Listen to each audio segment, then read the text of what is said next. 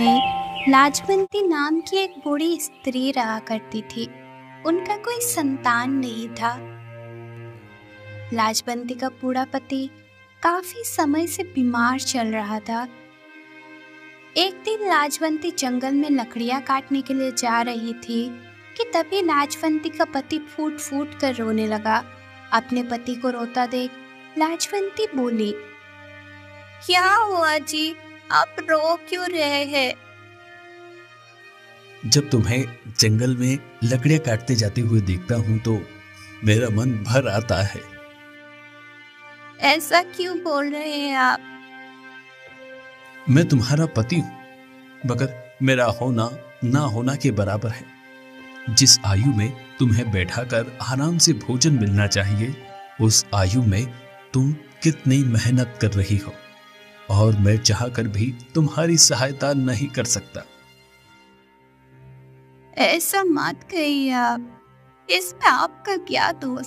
अगर हमारी कोई संतान होती तो हम दोनों पति पत्नी आराम से जीवन व्यतीत कर रहे होते, मगर शायद किस्मत में कुछ और मंजूर था। हम संतान से वंचित रह गए और आप बूढ़ा होकर बीमार पड़ गए। पता नहीं हमारे दिन कब बदलेंगे और कितने दिन हमें ऐसा जीवन व्यतीत करना होगा। आप निराश मत होइए। मुझे पूरा विश्वास है कि हमारे दिन एक ना एक दिन जरूर बदलेगा।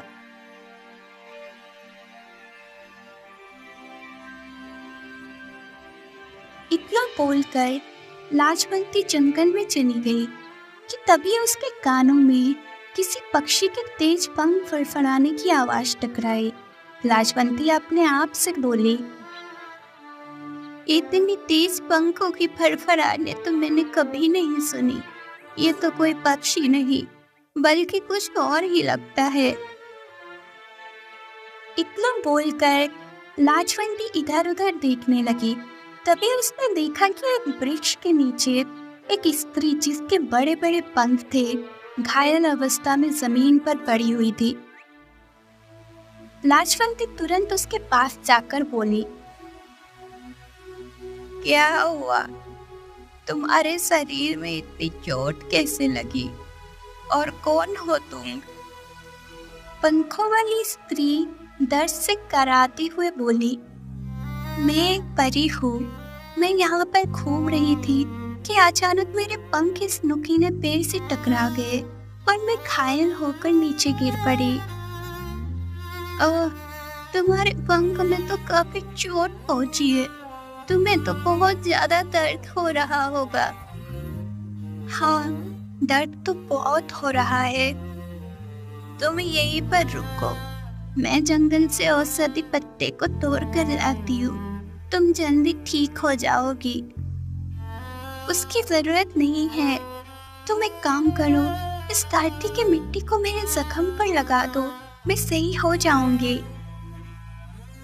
लाजवंती ने जैसे ही मिट्टी परी के जख्मों पर लगाई, अचानक परी रंग बिरंगी किरणों के साथ सही हो गई और खुश होकर बोली, तुमने मेरी मदद की है अम्मा। मैं तुम्हें भी मदद करना चाहती हूँ। बताओ तुम मुझसे क्या चाहती हो? मैंने जीवन भर गरीबी का सामना ही किया है और इस समय भी मैं गरीब ही हूँ। मेरे पति बीमार है, इसीलिए वो कोई काम धंधा नहीं कर सकते। मैं जंगल से लकड़ियाँ काट कर लाती हूँ और उन्हें बाजार में बेचती हूँ, लेकिन उससे इतना कमाई भी नहीं होती कि हमारा पेट भर सके। तो क्या तुम्हारी कोई संतान नहीं है? अगर संतान होती तो शायद मुझे ये समय नहीं देखना पड़ता।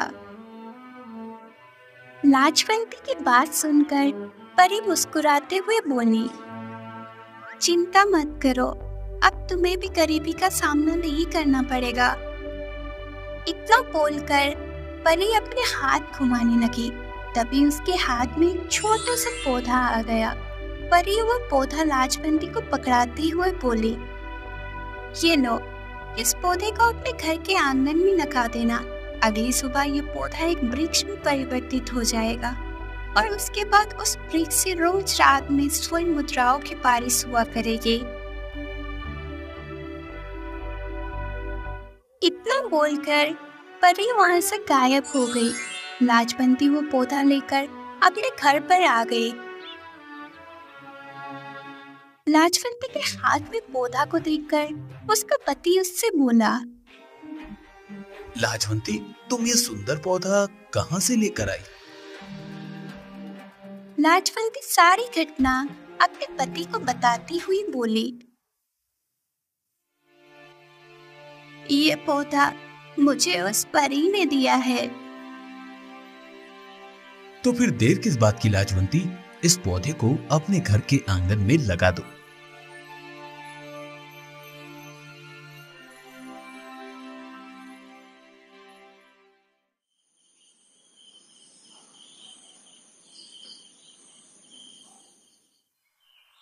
अगली सुबह जब वो सोकर उठे तो उन्हें अपने घर के आंगन में एक बहुत ही बड़ा सुंदर वृक्ष दिखाई दिया। लाजवंती अपने पति से बोली, इसका मतलब उस परी ने बिल्कुल सही कहा था। ये पौधा तो एक ही रात में वृक्ष में परिवर्तित हो गया। हाँ, और देखो कितने सुंदर वृक्ष में परिवर्तित हुआ है। अब हमें रात का इंतजार और करना चाहिए।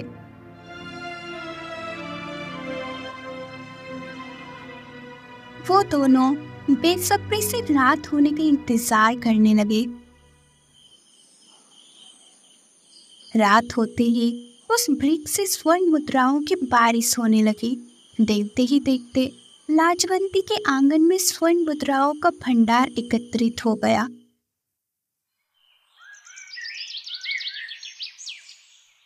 लाजवंती खुशी से झूमते हुए अपने पति से बोली, या जी, अब तो हम बहुत ही धनवान हो गए। हाँ, बिल्कुल सही कहा लाजवंती। अब हमें और गरीबी का सामना नहीं करना पड़ेगा। हमारा जीवन अब पहले से बेहतर होगा।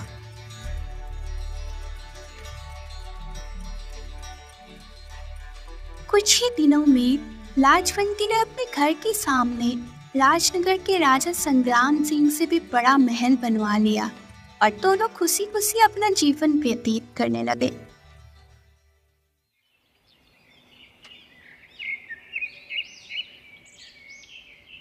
मगर एक दिन राजा संग्राम सिंह अपने मंत्री चरण सिंह के साथ वहां से गुजर रहा था। तभी उसकी नजर एक बहुत बड़े आलीशान महल पर पड़ी। संग्राम सिंह अपने मंत्री चरण सिंह की ओर देखकर बोला, मंत्री जी, ये महल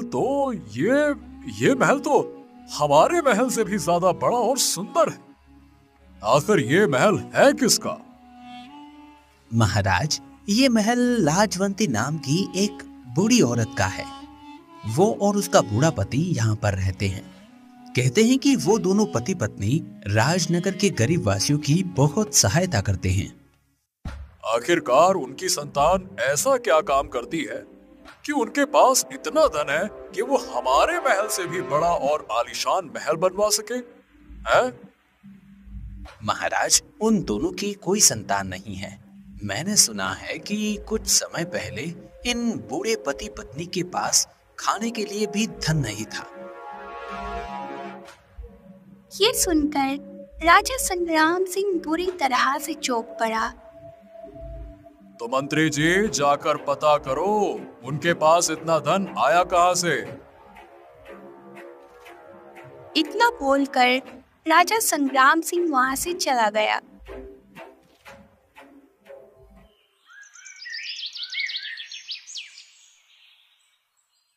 अगले दिन मंत्री चरण सिंह राजा संग्राम सिंह से बोला, महाराज, मैंने बूढ़े पति पत्नी से बहुत पता किया, मगर उन दोनों ने बताने से साफ इनकार कर दिया।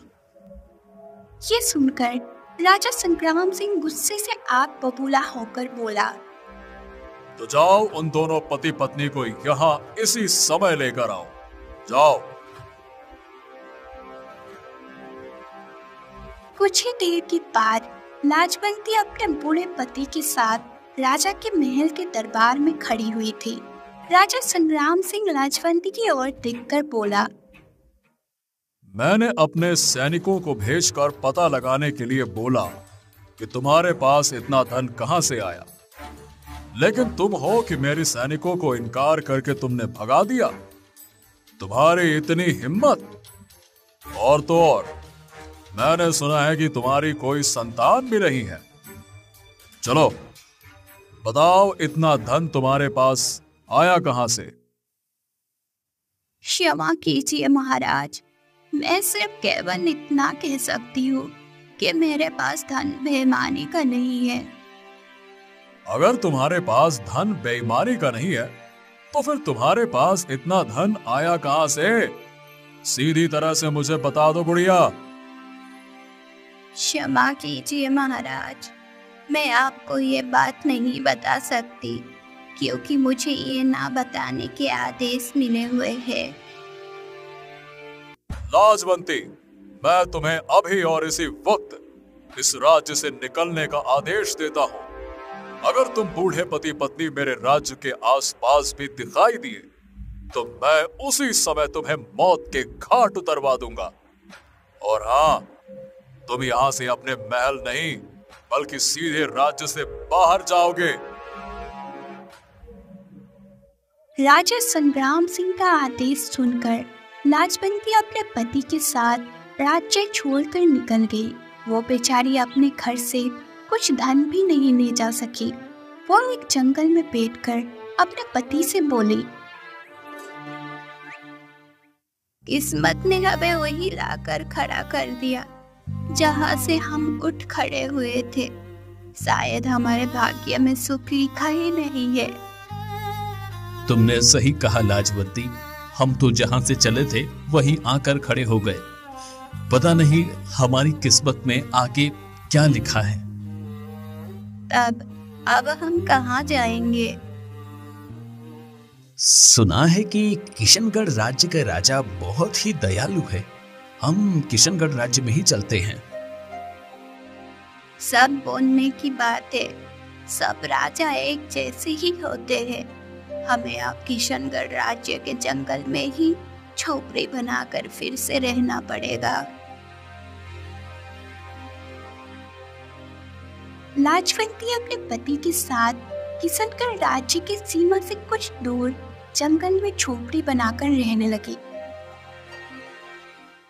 इधर किशनगढ़ का राजा विक्रम एक कक्ष के बाहर चिंतित अवस्था में टहल रहा था कि तभी वहां महल के राजगुरु आते हैं और राजा विक्रम से बोले,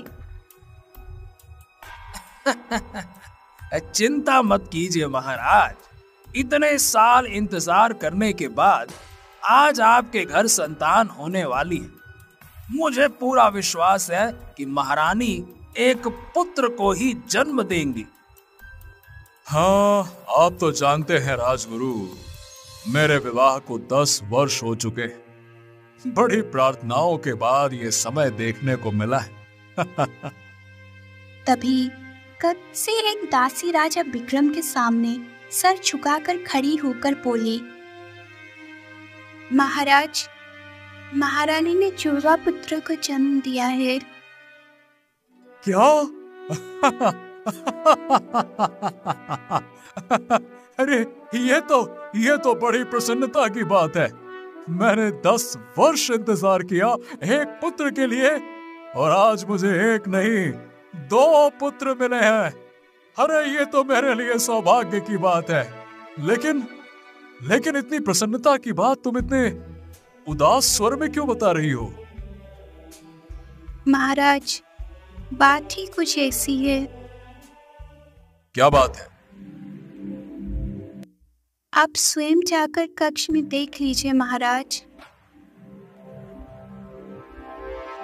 दासी की बात सुनकर राजा विक्रम कक्ष के अंदर चला गया। कक्ष में अपने एक नवजात शिशु को देखकर राजा बुरी तरह से क्रोधित हो गया, क्योंकि राजा का एक पुत्र का चेहरा बंदर का था और बाकी शरीर इंसान का। राजा विक्रम गुस्से से राजगुरु की ओर देखकर बोला, ये क्या है?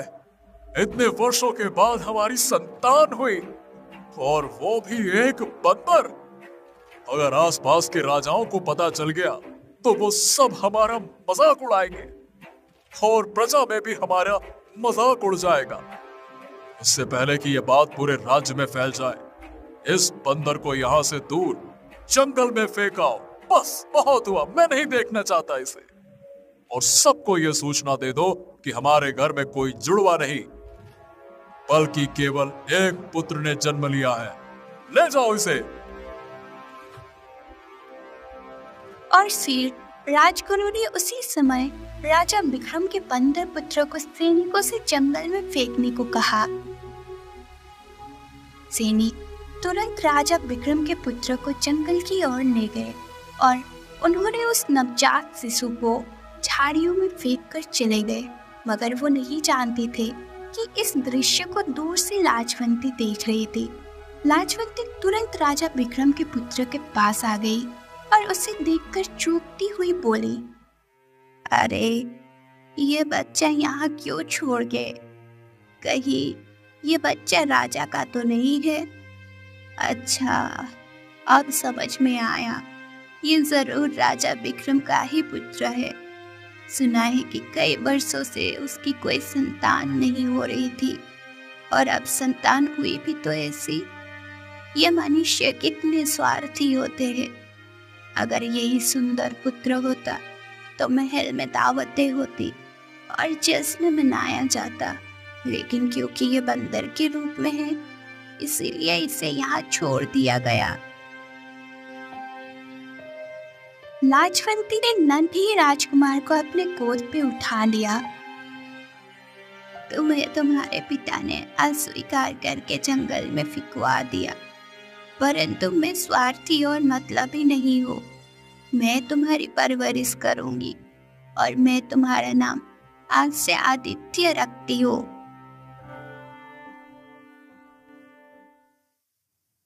उस दिन के बाद से आदित्य की परवरिश लाजवंती करने लगी। समय ऐसे ही बीतता रहा। इसी बीच लाजवंती का पति भी संसार छोड़कर चला गया और बीतते समय के साथ साथ आदित्य जवान हो गया। एक दिन वो लाजवंती से बोला, माँ, आप मुझे जंगल से बाहर क्यों नहीं जाने देती? बेटा, केवल तेरे चेहरे की वजह से अगर तू राज्य के सीमा में प्रवेश करेगा तो लोग तुझसे डर जाएंगे। तो क्या मैं इतना बुरा हूँ माँ? नहीं बेटा, तू बुरा नहीं है, बल्कि लोगों की सोच बुरी है। तो क्या मुझे जंगल से बाहर निकलने का कभी सौभाग्य नहीं मिलेगा माँ?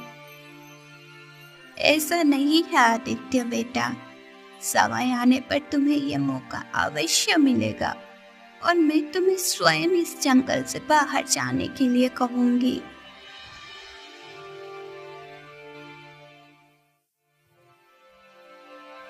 इधर राजा संग्राम सिंह अपने मंत्री चरण सिंह से बोला, मंत्री जी, हमारी पुत्री राजकुमारी सुलेखा विवाह योग्य हो गई है। हम चाहते हैं कि जिस राजकुमार के साथ उसका विवाह हो वो बलवान के साथ साथ चतुर भी हो। मैं समझ गया महाराज। महाराज, अगर मेरी मानो तो आप 3 प्रश्न तैयार कीजिए और सारे राज्यों में ऐलान करवा दीजिए कि जो भी राजकुमार अपने 3 प्रश्नों का सही सही उत्तर दे देगा वही राजकुमारी सुलेखा के गले में वरमाला पहनाएगा। अत्रि जी, तुमने बिल्कुल सही कहा।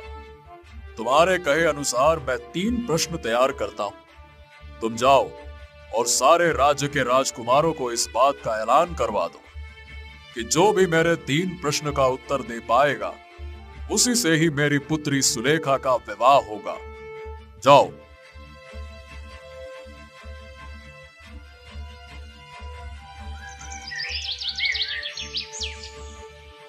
अगले दिन मंत्री चरण सिंह ने आसपास के सारे राज्यों के राजकुमारों में ऐलान करवा दिया।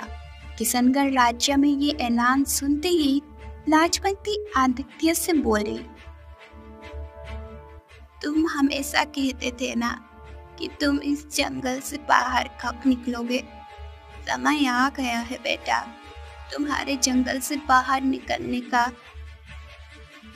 क्या सच माँ? इसका मतलब अब मैं सारी दुनिया घूम सकता हूँ ना, है ना? बेटा, अब तुम्हें राजनगर की ओर रवाना होना होगा। राजनगर में राजा संग्राम सिंह की एकलौती पुत्री सुलेखा का विवाह होने वाला है और राजा संग्राम सिंह ने शर्त रखी है कि जो भी राजकुमार उसके 3 प्रश्नों का उत्तर दे देगा वही राजकुमारी सुलेखा का पति बनेगा। वहाँ पर 3 राजकुमार पहुँच चुके हैं, तुम भी वहाँ पर चले जाओ। माँ, पर मैं कोई राजकुमार हूँ ही नहीं।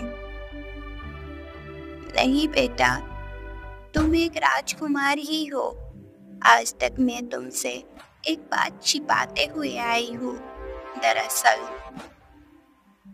लाजवंती आदित्य को सारी घटना बताते हुए बोली, कुछ सैनिक तुम्हें यहाँ पर फेंक कर चले गए थे। मैं चाहती हूँ कि तुम राजकुमारी सुलेखा से विवाह करके ये साबित कर दो कि तुम अपने जुड़वा भाई और बाकी और राजकुमारों से भी अधिक गुणवान और ज्यादा बेहतर हो।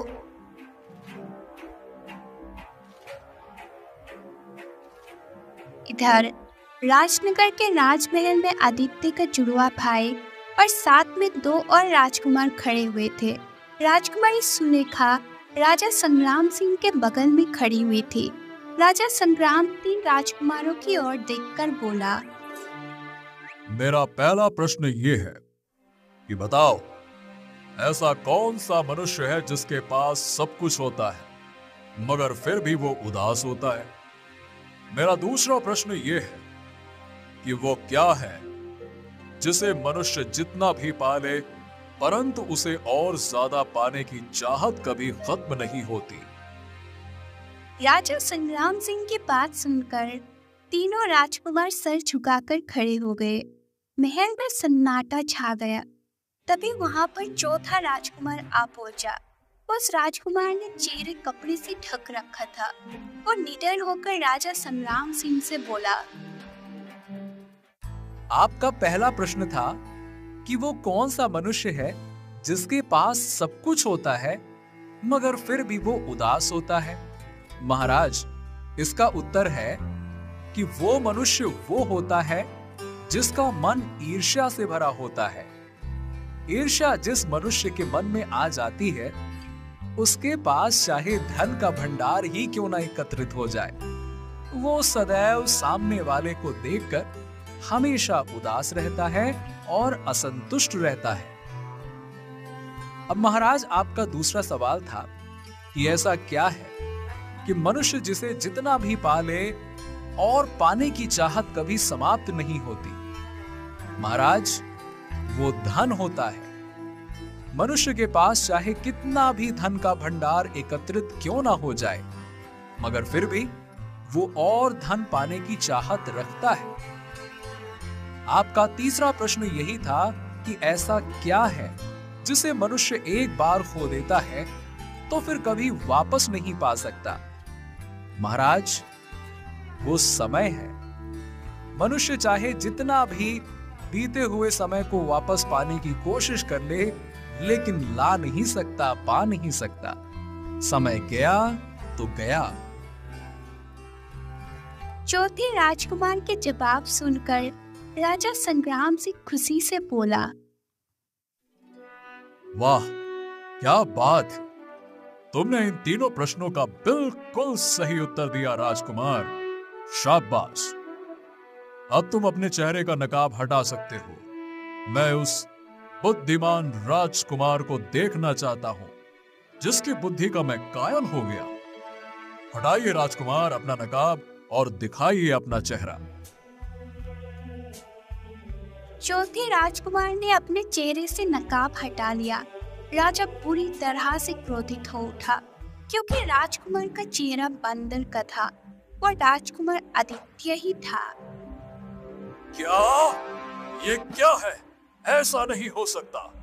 मैं अपनी पुत्री का विवाह एक बंदर के साथ नहीं कर सकता। और हो न हो, मैंने तो इस प्रतियोगिता में सिर्फ और सिर्फ राजकुमारों को बुलाया था, लेकिन तुम बंदर यहाँ कैसे पहुंच गए? महाराज, मैं आपके पड़ोसी राज्य किशनगढ़ के राजा विक्रम का पुत्र हूँ। झूठ बोलते हो तुम, ऐसा कैसे हो सकता है? राजा विक्रम का पुत्र राजकुमार चंदन तो मेरे सामने खड़ा है, और जहां तक मैं जानता हूँ कि राजा विक्रम की तो एक ही संतान है, फिर तुम उसके पुत्र कैसे हो सकते हो? मैं तुम्हें अभी और इसी वक्त मौत के घाट उतरवा दूंगा। तभी वहां पर लाजवंती आ पहुंची। लाजवंती को देखकर राजा संग्राम सिंह गुस्से से बोला, तुम तो वही हो जिसे मैंने बरसों पहले इस राज्य से बेदखल कर दिया था। वही हो ना तुम? हाँ, मैं वही हूँ। मैं जानती थी कि तुम इसका चेहरा देखकर इसे मारने का प्रयास करोगे। मैं तुम्हें केवल ये बताने के लिए आई हूँ महाराज कि ये सही कह रहा है। ये सचमुच राजा विक्रम का ही पुत्र है। अब मैं समझा। वर्षों पहले मैंने तुम्हें राज्य से बेदखल कर दिया, तो तुम इस बंदर के साथ मिलकर मुझसे बदला लेने के लिए आई हो। इतना बोलकर राजा संग्राम सिंह सैनिकों से बोला, देखते क्या हो सैनिकों, इन दोनों को तुरंत मौत के घाट उतार दो, ले जाओ। तभी रंग बिरंगी किरणों के साथ वही परी जो कि बरसों पहले लाजवंती को मिली थी वहां पर प्रकट हो गई और क्रोधित भरी अवस्था में राजा संग्राम सिंह की ओर देखकर बोले, तुमने अत्याचार की सीमा पार कर दी है राजा संग्राम सिंह। बरसों पहले तुमने इस निर्दोष लाजवंती को राज्य से बेदखल कर दिया। बेचारी ये राज्य छोड़कर किशनगढ़ राज्य चली गई और वहाँ के राजा ने अपने पुत्र की शकल बंदर की तरह देखकर उसे जंगल में फिकवा दिया। मगर लाजवंती की इंसानियत देखो, इसने उसे अपने पुत्र की तरह पाला और इसे अच्छी परवरिश की, इससे अच्छा संस्कार दिए, और क्योंकि वो एक राजकुमार था इसीलिए उसने उसे यहाँ पर भेजा। पर तुम उसके बुद्धि के कायल होने के बजाय उसे मौत के घाट उतरवा रहे हो। मैं तुम्हें जीवित नहीं छोड़ूंगी। परी क्रोध में राजा संग्राम सिंह को जलाने ही वाली थी कि तभी लाजवंती परी से बोली, इन्हें क्षमा कर दो परी। मैं नहीं चाहती कि महाराज की बेटी के ही सामने उसके बाप को जला दिया जाए। सुना तुमने, इसे कहते हैं इंसानियत। परी की बात सुनकर राजा संग्राम सिंह आंखों में पश्चाताप के आंसू लिए हुए बोला, मुझसे गलती हो गई परी, कृपया मुझे माफ कर दो। मैं आगे से किसी के साथ ऐसा बर्ताव नहीं करूंगा। आज मेरी आंखें खुल गई हैं। कृपया मुझे क्षमा कर दो परी। तभी परी की आंखों से रंग बिरंगी किरणें निकलने लगी और राजकुमार आदित्य का चेहरा एक बहुत ही सुंदर नवयुवक चेहरे में परिवर्तित हो गया। परी राजा संग्राम सिंह से बोली, बरसों पहले लाजवंती ने अपने धनवान होने का रहस्य तुम्हें इसीलिए नहीं बताया क्योंकि उसे ऐसा करने के लिए मैंने मना किया था, क्योंकि मनुष्य बहुत ही ज्यादा लालची होते हैं। मैंने राजकुमार आदित्य को सुंदर बना दिया है। राजकुमार आदित्य ने तुम्हारे प्रश्नों का सही उत्तर दिए हैं, इसलिए केवल राजकुमार आदित्य का ही विवाह राजकुमारी सुलेखा के साथ होना चाहिए। मुझे मंजूर है परी। राजा संग्राम सिंह के इतना कहते ही परी रंग बिरंगी किरणों के साथ वहां से गायब हो गई और राजकुमार आदित्य का विवाह धूमधाम से राजकुमारी सुलेखा से हो गया। विवाह के बाद राजा संग्राम सिंह लाजवंती से बोला, मुझे क्षमा कर दो लाजवंती, अब मैंने फैसला ले ही लिया है। इस राज्य का अगला महाराज आदित्य ही होगा।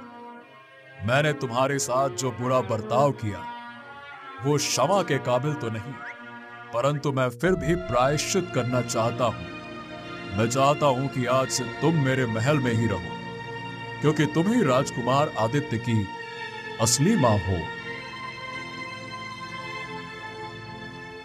राजा संग्राम सिंह की बात सुनकर लाजवंती ने मुस्कुराते हुए हामी ही भर दी और वो अपने बेटे राजकुमार आदित्य के साथ महल में खुशी खुशी जीवन व्यतीत करने लगी।